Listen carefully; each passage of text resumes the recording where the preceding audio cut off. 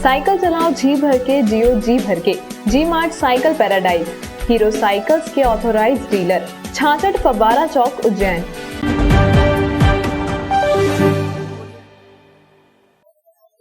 नमस्कार, जय श्री महाकाल। न्यूज मालवा के इस बुलेटिन में आपका बहुत बहुत स्वागत है। मैं हूं आपके साथ अंशुल द्विवेदी। आइए नजर डालते हैं उन खबरों पर जो बनी है आज की सुर्खियां न्यूज मालवा में।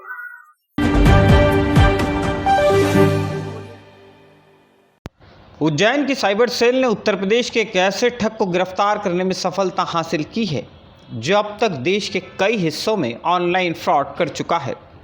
रतलाम में अजंता टॉकीज रोड पर रहने वाले फोटोग्राफर अनिल गुरनानी के साथ भी इस आरोपी ने 4 साल पहले 19,500 रुपये का फ्रॉड किया था।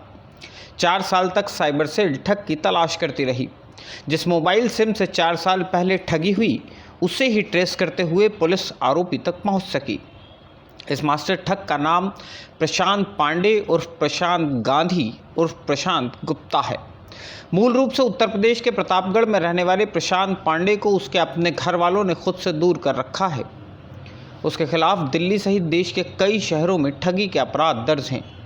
दुनिया की ख्यात यूनिवर्सिटी हार्वर्ड से खुद को ग्रेजुएट बताने वाला प्रशांत सॉफ्टवेयर इंजीनियर है। सोशल मीडिया प्लेटफॉर्म पर वह अलग अलग कंपनियां दर्शाकर लोगों को सस्ते प्रोडक्ट खरीदने का लालच दिया करता था और इसके बाद उनसे हज़ारों रुपए ठग लिया करता था। फिलहाल वह नोएडा के एक अपार्टमेंट में रह रहा था। पुलिस को प्रशांत के 10 बैंक खातों से 30 लाख रुपए का ट्रांजैक्शन होने की जानकारी मिली है। यह रकम भी उसने लोगों से ठगी है। साइबर सेल ने प्रशांत पांडे को कोर्ट में पेश कर उसे 3 दिन के रिमांड पर लिया है, जिसमें हमने दबिश दी दिल्ली के पास नोएडा में। इसमें प्रशांत पांडे नाम का एक आरोपी गिरफ्तार किया है जो ऑनलाइन खरीदने, टीवी बेचने के नाम पे, कभी जॉब फ्रॉड के नाम पे लोगों को गुमराह करके ठगी करता था। अभी तो हमारे पास 7-8 नाम सामने आए हैं और जिसने कंप्लेंट की थी उससे 19,500 की ठगी की थी और OLX पर उसने एक टीवी, LED टीवी बेचने का ऐड डाला था जिसमें हमारे पास फरियादी ने आके बताया कि 19,500 रुपये हमसे डिपॉजिट करा लिए और हमसे कहा कि हम आपको टीवी डिलीवर करेंगे, जो आखिरी तक डिलीवर नहीं किया। तो उसके बाद हमने उसको ट्रेस किया हमारी टीम ने।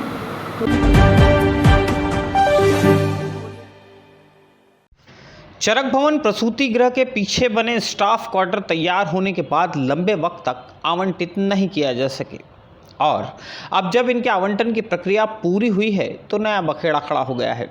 अपर कलेक्टर अवी प्रसाद की अध्यक्षता वाली समिति ने स्टाफ क्वार्टर के आवंटन के लिए आवेदनों की जांच की। 23 कर्मचारियों के आवेदन अलग अलग कारणों से रिजेक्ट कर दिए गए। 15 डॉक्टर्स और 13 स्टाफ कर्मचारियों को स्टाफ क्वार्टर आवंटित करने की अंतिम सूची जारी की गई। इस सूची पर बवाल मचा है। स्वास्थ्य विभाग के ही कर्मचारी आरोप लगा रहे हैं कि कई अपात्र लोगों के नाम अंतिम सूची में शामिल कर दिए गए हैं। सूची में ऐसे कई लोग हैं जिनके पास शहर में अपने घर हैं, फिर भी इन्हें क्वार्टर दे दिए गए।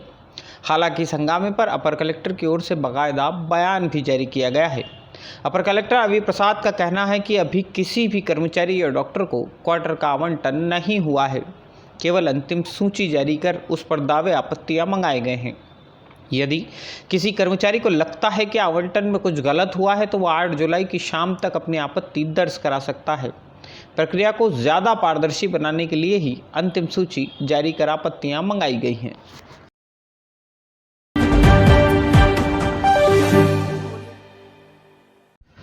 दस जुलाई को शनिश्चरी अमावस्या के पर्व पर त्रिवेणी घाट पर आम श्रद्धालुओं का प्रवेश प्रतिबंधित रहेगा।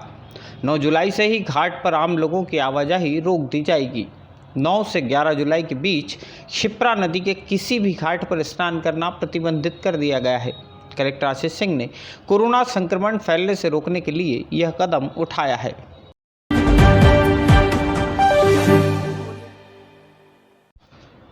आगर रोड स्थित चक्कमेड़ गांव में रहने वाली 40 साल उम्र की एक महिला ने आर्थिक तंगी के कारण जहर खाकर आत्महत्या कर ली है। संतोषबाई नामक इस महिला के पति भागीरथ की 3 महीने पहले हार्ट अटैक के कारण मौत हो चुकी है। संतोषबाई के 3 बच्चे हैं। पति की मौत के बाद से यह परिवार काफ़ी परेशानियों में दिन गुजार रहा था। संतोषबाई से अपने बच्चों की परेशानी नहीं देखी गई और उसने जहर खा लिया।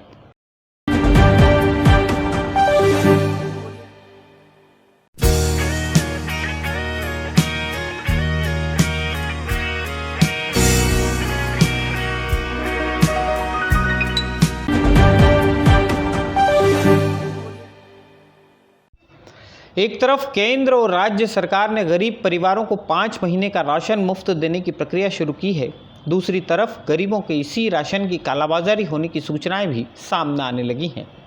शहर में सामने आए ऐसे ही एक मामले में तो पहली बार धोखाधड़ी की एफआईआर दर्ज हो गई है। जिला आपूर्ति कार्यालय के निरीक्षक नारायण सिंह मोवेल ने गांधीनगर की एक सहकारी राशन की दुकान की जांच की। आपूर्ति विभाग के कर्मचारी जब यहां जांच करने पहुंचे तो दुकान बंद मिली। दुकान खुलवाकर स्टॉक और रजिस्टर की जांच की गई तो इसमें काफ़ी अंतर था। गरीबों के हिस्से का राशन स्टॉक रजिस्टर में तो दर्ज था, लेकिन दुकान से गायब था। निरीक्षक की रिपोर्ट जब कलेक्टर आशीष सिंह तक पहुंची तो उन्होंने मामले में एफआईआर दर्ज करने के निर्देश दे दिए। अमूमन इस तरह के मामलों में आवश्यक वस्तु अधिनियम के अंतर्गत कार्रवाई होती है। पहली बार राशन की हेराफेरी के मामले में देवास गेट थाने में दुकान संचालक गुलरीस खान और प्रबंधक परवेज खान के खिलाफ धोखाधड़ी की एफआईआर दर्ज की गई। जिला आपूर्ति नियंत्रक एमएल मारू के मुताबिक सहकारी उचित मूल्य की दुकान को संचालित करने की अनुमति भी निलंबित कर दी गई है। चावल अभी 2 महीने से नहीं दे रहे थे चावल। अच्छा। हाँ। और गेहूँ मिल रहे थे। गेहूँ मिल रहा है बस। गेहूँ मिल रहे थे। और क्या क्या? बस गेहूँ गेहूँ दिए अभी तो। और नमक अभी इस महीने में दी, उस महीने में नमक भी नहीं दिया। अच्छा, चावल कब से नहीं मिल रहा? चावल तो ना बीच में 4 महीने नहीं दिए थे। हाँ। चावल अभी और अभी भी नहीं दिए चावल। अच्छा, कब से नहीं दे रहे? अभी ये 2 महीने से नहीं दे रहे। ठीक। ठीक। संख्या राज्य प्रसूति गृह स्थित एएनएम सेंटर से कोई अज्ञात बदमाश कंप्यूटर, फोटोकॉपी मशीन सहित अन्य सामान चुरा ले गया है। चोरी की यह घटना 3 से 6 जुलाई के बीच हुई है। चोरी गए सामान की कीमत करीब 15,000 रुपये है। प्रसूति गृह के कर्मचारी गोपाल कुमार चौहान की सूचना पर देवास गेट पुलिस ने अपराध दर्ज किया है। सख्याराजी प्रसूति गृह पिछले कुछ वक्त से चोरों का अड्डा बना हुआ है। कुछ दिन पहले यहां तांबा चुराने की नीयत से घुसे चोरों ने 60 लाख रुपए कीमत के 3 जनरेटर सेट में आग लगा दी थी। दरअसल लॉकडाउन की अवधि से ही चामुंडा माता चौराहा नशेड़ियों का अड्डा बना हुआ है। लॉकडाउन में भी यहाँ नशा और खाना दोनों मिलते रहे। यही वजह है कि अब स्मैक और गांजे के नशेड़ी दिन भर यहाँ जमा रहते हैं। पूर्व की वारदातों में भी इनकी संलिप्तता सामने आ चुकी है।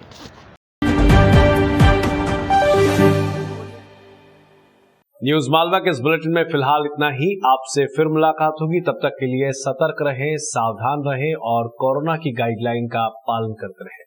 दीजिए इजाजत, नमस्कार।